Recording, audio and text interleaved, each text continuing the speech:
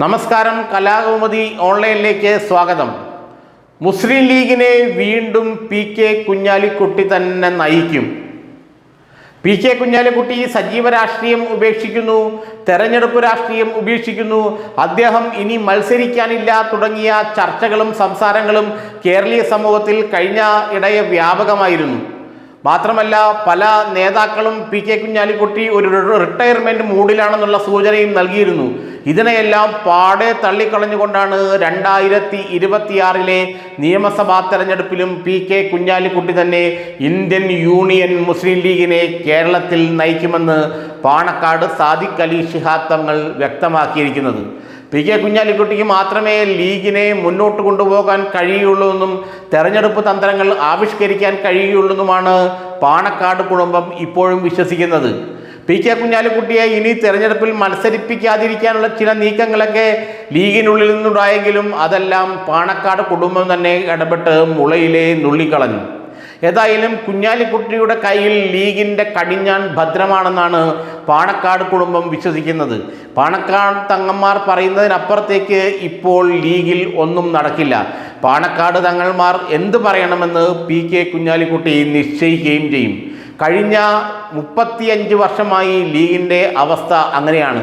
അതുതന്നെ 2026 ശേഷവും തുടരുമെന്നും 2031 ശേഷമേ പി കെ കുഞ്ഞാലിക്കുട്ടി സജീവ രാഷ്ട്രീയത്തിൽ നിന്നും ഒരു റിട്ടയർമെൻറ്റിനെ കുറിച്ച് ആലോചിക്കുക പോലും ചെയ്യുള്ളൂ എന്നാണ് ഇപ്പോൾ മുസ്ലിം ലീഗ് വൃത്തങ്ങൾ നൽകുന്ന സൂചന.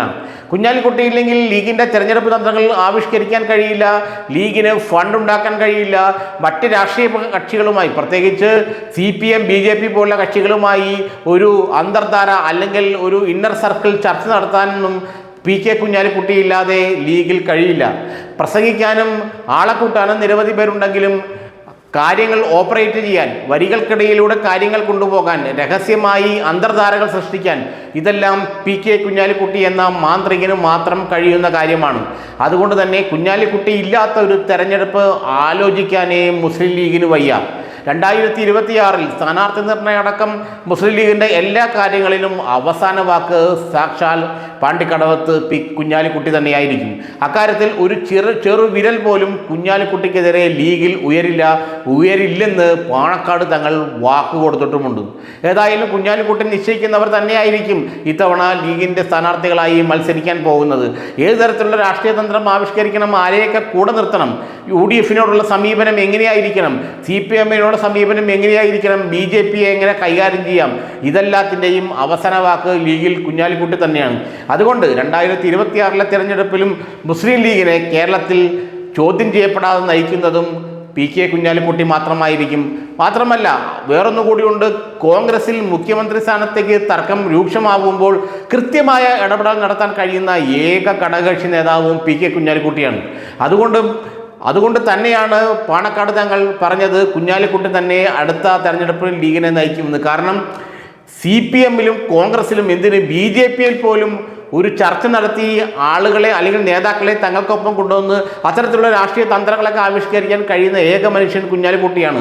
അതുകൊണ്ട് കോൺഗ്രസിൽ മുഖ്യമന്ത്രി ആരാകണമെന്ന് തർക്കം വന്നാലും ഇനി UDF-ന് ഭൂരിപക്ഷം കിട്ടിയില്ലെങ്കിൽ CPM-ലേക്ക് പോകണോ, LDF-നൊപ്പം ചേരണോ എന്നുള്ള കാര്യം തീരുമാനിക്കണം. ഇനി BJP-യുടെ കേന്ദ്ര നേതൃത്വത്തെ എങ്ങനെ കൈകാര്യം ചെയ്യണം, ഇതെല്ലാം തീരുമാനിക്കാനുള്ള ശക്തിയും കഴിവുമുള്ള ഏക നേതാവ് ലീഗിൽ പി കെ കുഞ്ഞാലിക്കുട്ടി ആയതുകൊണ്ട് തന്നെ 2026 തെരഞ്ഞെടുപ്പിൽ വേറൊരു നേതാവും ലീഗിന് വേണ്ട എന്ന് പാണക്കാട് സാദിഖ് അലി തങ്ങളും അദ്ദേഹത്തിൻ്റെ കുടുംബവും തീരുമാനിച്ചു കഴിഞ്ഞു. കുഞ്ഞാപ്പ തന്നെ അടുത്ത തെരഞ്ഞെടുപ്പിലും ലീഗിനെ നയിക്കും.